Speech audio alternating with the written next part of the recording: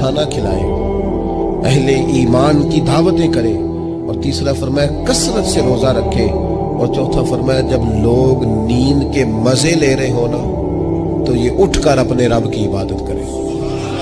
ساون کی کالی راتوں میں جب بوندا باندی ہوتی ہے، وہ راتوں کو اٹھ اٹھ روتے ہیں جب خلقت ساری سوتی ہے۔ اور کسی نے کہا تھا رات پوے تے بے دردانو نیند پیاری آوے، رات پوے تے بے دردانو نیند پیاری آوے، تے درد مندانو یاد سجن دی ستیاں بھی آن جگاوے۔ فرمایا جب لوگ خواب خدگوش میں ہوں، نیند کے مزے لے رہے ہوں، تو رب کے بندے اٹھ کے اپنے رب کو یاد کرتے۔ والذین یبیتون لربہم سجدا وقیاما، یہ چار چیزیں جن لوگوں میں پائی جائیں، حضور فرماتے ہیں انہیں وہ عالی شان محل ملے گا جس کی تعریفیں گویا خود رسول کریم نے بیان فرمائی۔